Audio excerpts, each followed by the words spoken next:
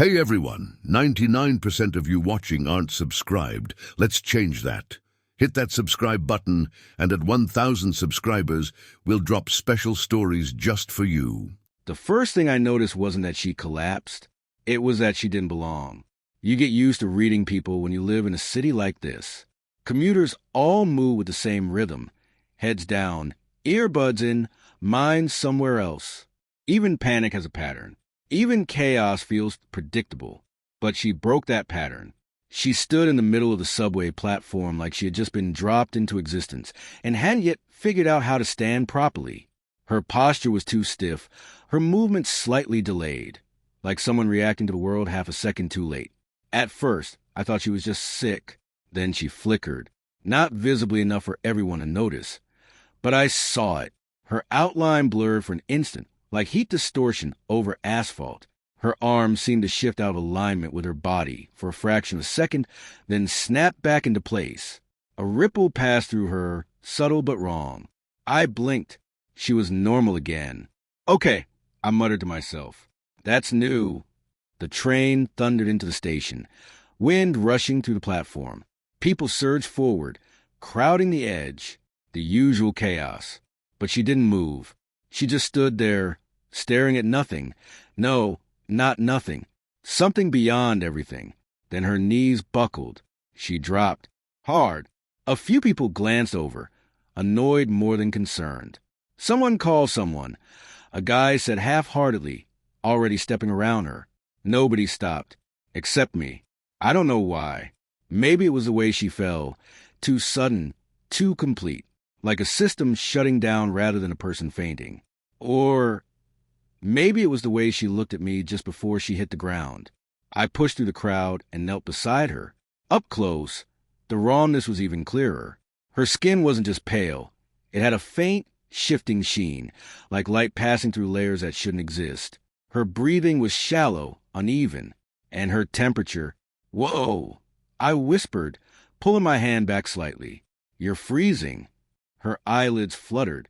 Not stable, she murmured. Her voice sounded distant. Not weak, just misaligned, like it wasn't fully synced with her body. Hey, can you hear me? I asked. Do you need help? Her eyes opened, and everything else stopped matching. They weren't human, not in any way I could explain. They were too deep, too layered, like looking into something that extended far beyond her physical form. For a moment, I felt like I was falling into them, like there was distance inside her gaze that shouldn't exist. She locked onto me instantly. You? She whispered. Yeah, I'm here, I said, trying to stay calm. You're going to be okay. Her hand shot up and grabbed my wrist. I flinched, not because of the strength, though it was stronger than I expected, but because her hand flickered again. This time I was sure of it. For a split second, her fingers weren't fully there. They blurred, stretched, like they existed in multiple positions at once. What the... I found you, she said, her grip tightening. Compatible with what? Her breathing hitched. Her entire body trembled, the flickering growing more intense now. Small distortions rippling across her skin like interference in reality itself. People were starting to notice. Is she having a seizure? Someone asked. I don't think so, another voice replied. She looks weird. That was one way to put it. Listen, I said, leaning closer to her, lowering my voice. You need to let go. We should get you to a hospital. No, she said sharply. The word cut through everything. Her grip tightened again, and for a moment, the flickering stopped, as if sheer willpower forced her to hold herself together. Not hospital, she said. Not safe. Not safe for who? For me, she said. Her eyes searched mine again, more focused now despite the instability. Time is limited, she whispered. You must. Her voice broke. Her body jerked slightly, and the flickering surged violently. Strong enough now that even others stepped back. Okay, yeah, that's definitely not normal, someone muttered. Should we call emergency services? Already did. Sirens in the distance. Great. Hey, I said urgently, gripping her shoulder. Stay with me. What do you need? She stared at me like I was the only solid thing in a collapsing world. Then quietly, "Stay." That's it. Her expression softened, just a little, "Yes." And then everything went wrong. The flickering didn't just increase. It escalated. Her entire body blurred, like she was phasing in and out of existence. The air around her distorted, bending light in impossible ways. A low hum filled the space, subtle at first, but growing. People backed away now. "Okay, I'm out," someone said. "This is not normal." "No, kidding." Lie, I stopped myself. She hadn't told me her name yet. "Hey," I said instead, trying to keep my voice steady. "Look at me. Focus on me." Her eyes locked onto mine again. The distortion slowed. Just a little. "Good," I said. "Yeah, that's it. Stay with me." Her grip on my wrist tightened again, but this time it felt different, not just physical, like something deeper was reaching out. "You," she whispered. "Anchor?" "I don't know what that means," I said, "but I'm not going anywhere." For a brief moment, everything stabilized. The flickering stopped. The hum faded. The world felt normal again. Then she exhaled, and reality broke. There was no flash, no explosion, no dramatic effect. Just white, pure, overwhelming white. Sound vanished. Gravity disappeared. The platform, the people, the train, everything dissolved like it had never existed. And in that endless white space, there was only one thing left. Her hand, still holding mine, and her voice, clear now, no distortion, no weakness, echoing directly in my mind. "I'm sorry." Then the white swallowed everything. I woke up on my couch. For a few seconds, everything felt normal. The familiar hum of my refrigerator, the faint light filtering through the blinds, the slight stiffness in my neck from sleeping in a bad position. Then I remembered the subway, the girl, the white. I sat up so fast I nearly fell off the couch. "Okay," I muttered, pressing my hands against my temples. "Either I hit my head or—" "You did not." I froze. She was sitting on the floor across from me, exactly where the coffee table should have been, except the table was there. She was just partially overlapping it, not sitting on it, not behind it, through it. I blinked hard. She flickered again, her body briefly phasing out of alignment with the room, before snapping back into place. This time, I didn't doubt what I was seeing. "All right," I said slowly. "That's definitely not a concussion." She watched me carefully, like she was studying my reaction. "You are stable," she said. "I'm stable." I pointed at her. "You're sitting inside my furniture." She tilted her head slightly, as if reconsidering something. Then, with visible effort, her form shifted, subtly adjusting until she was properly on the floor, no longer intersecting the table. "Better?" she asked, marginally. There was a pause. I swung my legs off the couch and stood up, keeping a careful distance. "Let's start with the obvious," I said. "How do we get here?" She hesitated. Then we transitioned. "That's not an answer. It is the closest approximation available in your language." I stared at her. "Try again." She exhaled. Unnecessarily, I suspected, but it made her seem more human. "I moved us," she said, "from one spatial state to another. That's teleportation." "It is not exactly." "It's teleportation," I repeated. "You teleported us into my apartment." She considered that. "Yes." "Great," I said. "Fantastic. Totally normal day." I started pacing. "Okay, new question. Who are you?" She straightened slightly, as if this part mattered. "My designation cannot be expressed in your language," she said. "It is not a sound, but a pattern." "Of course it is.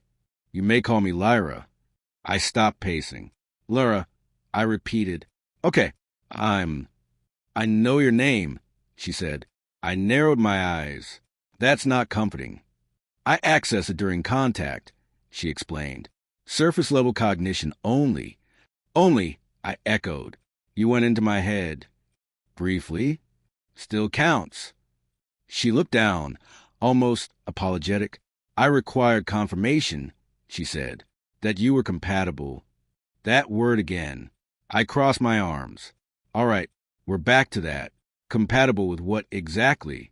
She looked at me, really looked at me, and this time there was no flickering, no distortion, just a steady, focused gaze. With survival, a chill ran down my spine. Explain. She folded her hands in her lap, an oddly deliberate, almost practiced human gesture. My species, she began, does not exist in the same way yours does. Yeah, I got that part. We are not bound to fixed biological forms. Our consciousness exists as structured energy across multiple dimensional layers. Okay, I said, you're going to have to dumb that down. She paused, searching for the right words. I am not entirely here, she said finally. Part of me exists in your world. The rest exists elsewhere. And that's a problem because her expression tightened. Because the connection is failing. I frowned. What connection? The one that keeps me coherent, she said. Your universe is incompatible with my natural state. I am losing synchronization. As if to prove her point, her arm flickered again, briefly dissolving into translucent fragments before reforming. See, she said quietly. I swallowed. Okay, that's not good. No, she agreed. It is not. So fix it, I said. Go back to wherever you came from. I cannot. Why not? Because it is not just me, she said. It is all of us. That stopped me. All of you. She nodded. Our entire civilization is experiencing the same degradation. We are becoming unstable, fragmented. And you came here for help? Yes. Why Earth? Because your species is uniquely compatible with ours. I let out a short, disbelieving laugh. Of course we are. She didn't react. That compatibility, she continued, allows for integration. I felt my stomach drop. Integration? Yes. You mean merging, she said. There it was. I ran a hand through my hair, pacing again. Nope, I said immediately. No, absolutely not. That's not happening. It is not what you think, she said quickly. It sounds exactly like what I think. I shot back. You get inside my body, take control. No, she interrupted. Her voice was firmer now. You would remain yourself. I would remain myself. Two consciousnesses sharing one physical framework. That's still a hard pass. I would not override you, she said. I would coexist. Yeah, and how is that any different? Because you would not lose autonomy, she said. You would gain. I stopped pacing. Gain what? She hesitated, then carefully, expanded perception, increased cognitive processing, biological stabilization, extended lifespan. I stared at her. You're telling me I get superpowers. That is an oversimplification. Not a wrong one, though. No. I let out a long breath. Okay, I said, let's say hypothetically. I even consider this insane idea. Why me? Her answer came without hesitation. Because you are compatible. Yeah, you keep saying that. What does it actually mean? It means your neural structure can support dual consciousness synchronization without collapse, she said. Most humans cannot. So I'm special. Yes, I groaned. Of course I am. That's exactly what I wanted to hear today. She watched me quietly. Then, softer. If you refuse, I will not force you. I looked at her. Really looked at her this time. The flickering was worse now. Subtle but constant, like she was struggling to hold herself together. And what happens if I say no? I asked. She lowered her gaze. I will destabilize, she said. How long? A short time. And then... She didn't answer immediately. When she did, her voice was barely above a whisper. I will cease. The room felt colder. I swallowed. That's it. I asked, you just disappear? Yes. I looked away, rubbing my temples. Okay, I said quietly. That's bad. It is acceptable, she said. I snapped my head back toward her. No, it's not. She seemed surprised by that. It is the expected outcome, she said. I was sent knowing the risk. Yeah, well, I don't like that outcome. She studied me for a moment, then, almost hesitantly, There is more. I narrowed my eyes. I was wondering when that was coming. She took a breath. If I fail, she said, my people will not find another solution in time. I felt my chest tighten. Define fail. If I do not successfully merge, she said, I cannot transmit the stabilization method. And if you can't transmit it, they will continue to degrade. How fast? She looked at me, and for the first time, I saw something unmistakable in her expression. Fear. Fast enough, she said, that extinction is probable. Silence filled the room. I let out a slow breath. So, let me get this straight. I said, if I don't agree to this merge thing, you die. Yes, and if you die, my species follows. I laughed, not because it was funny, because it was insane. I shook my head. That's a lot to put on one person. I know, she said softly. I looked at her again, really looked this time, at the flickering, the instability, the quiet desperation she was trying and failing to hide. She wasn't just asking. She was running out of time. I dragged a hand down my face. This is insane, I muttered. Yes, she said. I let out a long breath. Then I asked the question I've been avoiding. If I say yes, what do I have to do? I didn't sit down. I should have. But something about the situation made it impossible to relax. So I stayed on my feet, pacing the length of my apartment like that might somehow make the decision easier. It didn't. Lyra watched me in silence. She wasn't flickering as violently as before, but the instability was still there, small distortions at the edges of her form, like reality was struggling to hold her in place. How long do I have? I asked finally. A short time, she said. That's not a number. It is not precise. I exhaled sharply. Try anyway. She hesitated. Hours, she said. Perhaps less. I stopped pacing. That's it? Yes. I stared at her. Okay, I said slowly. Then we're not done talking. If I'm making a decision like this, I need everything. No vague answers, no alien metaphors, everything. She nodded once. Ask. I ran a hand through my hair, trying to organize my thoughts. Start with your species. I said, what are you exactly? She was quiet for a moment, as if choosing how much I could handle. We are not a single form, she said, not a fixed biology. We exist as distributed consciousness across multiple dimensional strata. I gave her a look. She adjusted. We are closer to patterns and bodies, she said. Information that sustains itself. So you're energy beings. That is a simplification, she said, but acceptable. And you've always been like that? Yes. Then what changed? That was when her expression shifted. Not physically. She still held that controlled, composed posture, but something deeper cracked through. A drift, she said. At first, it was minor, a slight instability in our anchoring layer. Anchoring layer? The dimension that connects us to structured existence, she explained. Without it, we disperse. And that layer is failing? Yes. Why? She shook her head. We do not know. That answer hit harder than I expected. You don't know? I repeated. Your entire species is dying. You don't know why. We have theories, she said. Cosmic interference, dimensional shear, entropic collapse of adjacent frameworks, but no certainty. Great. I muttered. So the universe just decided to delete you. That is one interpretation. I resumed pacing. Okay, I said, so your anchor is failing and you're all drifting apart. Why not fix it? We tried, she said, for a long time. And we could not stabilize it from within. So you looked outward. Yes. And landed on humans. She nodded. Why us? Because your biology is unusually stable, she said. Your consciousness is tightly bound to your physical form, resistant to dimensional fluctuation. Sounds like a fancy way of saying we're stuck. It is a strength, she said.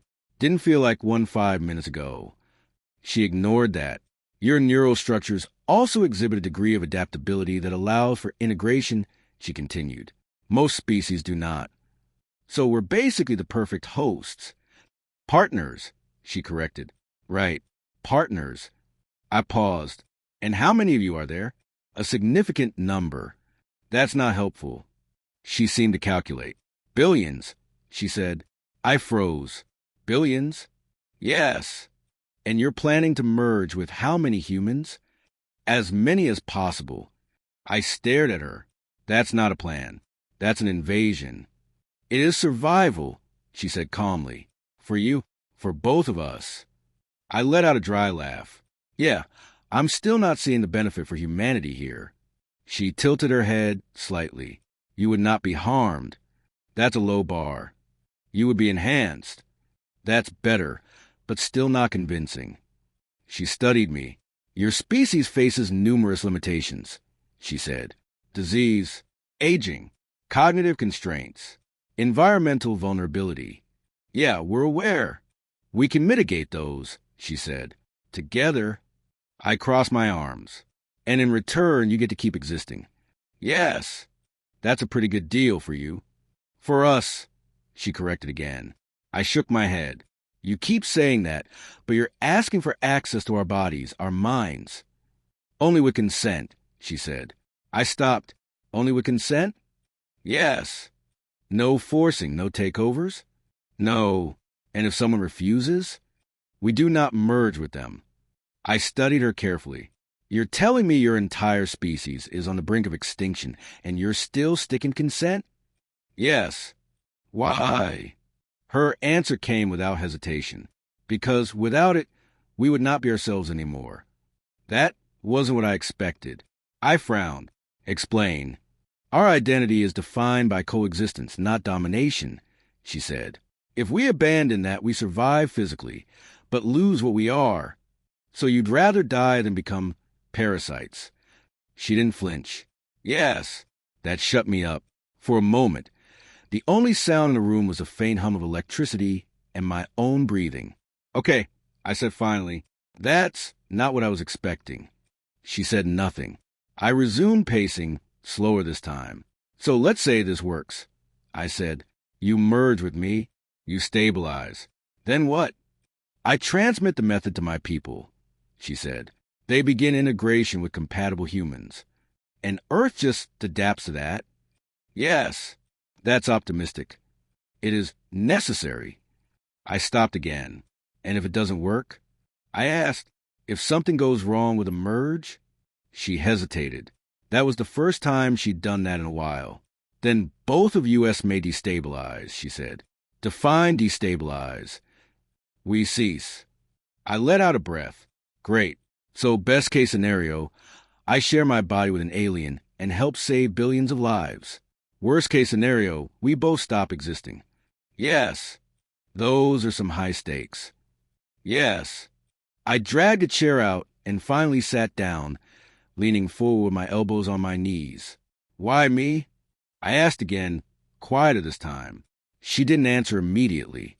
Instead, she stood, slowly, carefully, like even that motion required effort now. Then she stepped closer. Up close, I could see it clearly now. The flickering wasn't random. It was deterioration. Small pieces of her phasing out of sync, like she was unraveling at the edges. You were not the only candidate, she said. Great. I muttered, so I'm just lucky. You were the only one who matched completely, she continued. I looked up at her. Completely? Yes. What does that mean? It means the probability of successful integration with you is significantly higher. How much higher? She met my eyes. High enough that I am still here. That hit harder than I expected. You're saying you would have died already with someone else. Yes. I leaned back in the chair, exhaling slowly. Wow, I said. No pressure. I am aware of the burden, she said softly. I laughed again, quieter this time. Burden, I repeated. Yeah, that's one way to put it. Silence settled between us. Then she said something I wasn't ready for. I do not want to die. I looked at her, really looked, and this time there was no alien distance in her expression, no strange attachment, just fear, raw, quiet, undeniable fear. It wasn't dramatic. She wasn't begging, wasn't panicking, but it was there, and it was real. I know I was sent for this purpose, she continued. I know the risk was acceptable, but now that I am here, her voice faltered just slightly. I do not want to cease. Something in my chest tightened. I looked away. Yeah, I said quietly. I get that. Another pause. Then, if you refuse, she said, I will accept it. I frowned. You will? Yes. No arguments? No last-minute persuasion. She shook her head. No. That's it? You just die? Yes. I stared at the floor. That's insane. It is consistent with who we are. I let out a long breath, running both hands through my hair. This is insane. I said again, louder this time. Yes, she agreed. I laughed weakly. At least we're on the same page. She didn't respond. I looked up at her again, at the flickering, at the instability, at the fact that she was running out of time.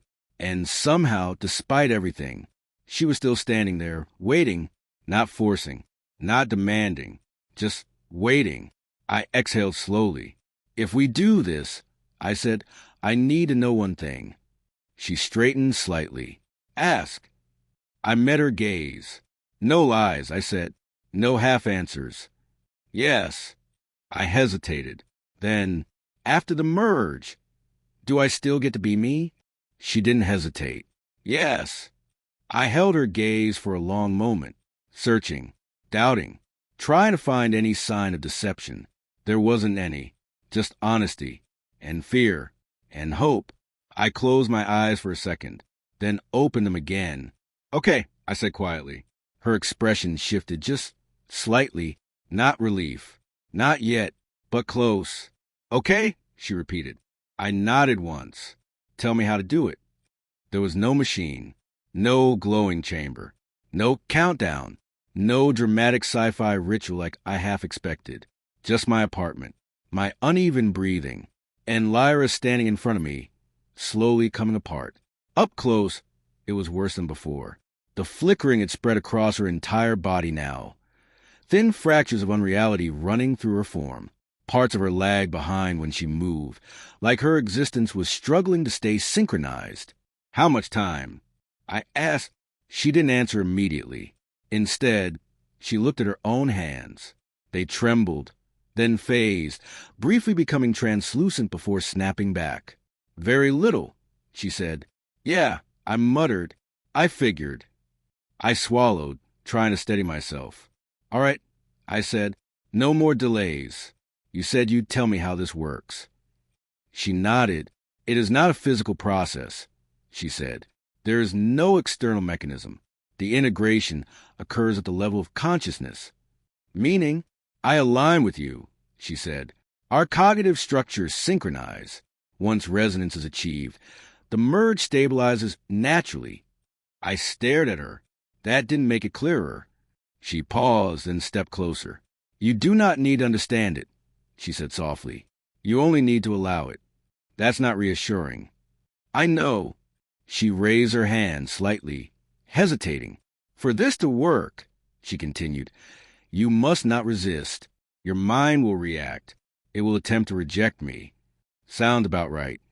You must let it happen anyway. I let out a breath. Okay, I said, and what does it feel like? She searched for the words. Like expanding, she said, and dividing, and becoming more. That's vague. It is the closest I can provide. Of course it is. A faint, almost human hint of a smile touched her expression, gone as quickly as it appeared. Then she grew serious again. Once we begin, she said, there's no reversal. I nodded slowly. Yeah, I said, I assumed that part. She stepped closer again. Now she was right in front of me, close enough that I could see the instability in detail. The way her edges shimmered, like reality couldn't quite hold her shape. Close enough that I could feel the cold radiating from her. You may experience disorientation, she said. Memory overlap, sensory distortion. Great, but you will not lose yourself, she added. I met her eyes. You're sure about that? Yes. No hesitation. No doubt. Just certainty. I took a deep breath. All right, I said quietly. Let's do it. For a moment, she didn't move. Then, very slowly, she lifted her hand and placed it against my chest, right over my heart. Her touch was cold, but not empty. There was something there, something present. Focus, she said. On what? On me. I let out a shaky breath. Okay, I said, I'm focusing. Do not resist. I'll try. That is enough. There was a pause. A single, quiet moment where everything held still. Then something shifted. At first, it was subtle. A pressure, not physical, but internal. Like something was brushing against my thoughts, testing boundaries, searching for a way in. My instincts reacted instantly. No, the resistance was automatic, immediate. My mind pushing back against something unfamiliar. Lyra's voice came, not through my ears, but inside my head. Do not fight it. I'm not trying to. I started, but the words fell apart as the sensation intensified. It wasn't pain. It was expansion. Like my thoughts were stretching beyond their normal limits. Like something was opening inside me. Doors I didn't know existed. Memories flashed. Not mine. Stars. Endless. Unfamiliar constellations. Structures made of light and geometry that didn't follow any rules I understood. Voices not spoken, but felt. Stop, I gasped, gripping my head. This is too much. You're holding on too tightly, Lyra's voice said, calm but strained. Let go. I don't know how. Trust me. That word hit differently. Trust. I didn't know why, but I listened. I exhaled, stopped fighting, and let it happen. Everything broke open. My awareness expanded. That was the only way to describe it. The room didn't disappear, but it wasn't the only thing anymore. Layers unfolded over reality. Patterns, currents, structures had always been there, but invisible. I could feel them. The air wasn't empty. It was full of motion, energy flowing in ways I couldn't have imagined before. And her. I felt her, not as something separate, but not as myself either. She was there, clear, present, distinct. A second perspective, a second presence. Careful, gentle. Are you stable? She asked. Her voice was clearer now, stronger. I blinked, trying to process everything. I think so, I said. My voice sounded normal. That alone surprised me. I looked down at my hands. Still mine, still solid, still real. But when I focused, I could see more. Subtle distortions, invisible currents, the underlying structure of things. I exhaled slowly. This is insane. This is normal for me, she said. There was something new in her tone. Relief. Deep, overwhelming relief. You're not flickering anymore, I said. No, she replied. I am stable. I leaned back against the wall, my legs suddenly weak. Okay, I said. Okay, this is a lot. I know. I closed my eyes for a second, but even with them closed, I could still see. Not the room. Something else. Vast. Endless. Lyra, I said slowly, I can see things that aren't here. They are here, she said. You simply could not perceive them before. I let out a shaky laugh. Great. I muttered, so I've been blind my whole life. Limited, she corrected. I opened my eyes again. The apartment snapped back into focus, but now it felt incomplete without the other layers. So, I said, pushing myself upright. That's it? We're merged. Yes, and I'm still me. Yes. I paused. And you're still you. Yes. I let out a breath. Okay, I said. Then I guess the next question is, what now? There was a brief silence. Then I felt it. Not a thought, not a word, a signal. Something moving through me, through us, reaching outward, far beyond the apartment, far beyond the city, far beyond Earth. What is that? I asked. I am calling them, Lyra said. Calling who? My people. The signal expanded. I could feel it stretching into distances I couldn't comprehend. And then something answered. Not one, not a few, thousands, millions. A presence. Faint at first, but growing, reaching back. I staggered slightly. Okay, I said. Okay, that's a lot. They hear us, she said. There was something like awe in her voice now. They're still out there. I said, yes, and now they know how to survive. Yes, I let out a long breath. Then I laughed, not because it was funny, but because it was real, all of it. So, I said, glancing around my completely ordinary apartment, now layered with something infinitely more. We just saved an entire alien civilization. We did, Lyra said softly. I shook my head. That's a normal Thursday. And for the first time since all of this started, I felt it. Not fear, not confusion. Something else. Something bigger.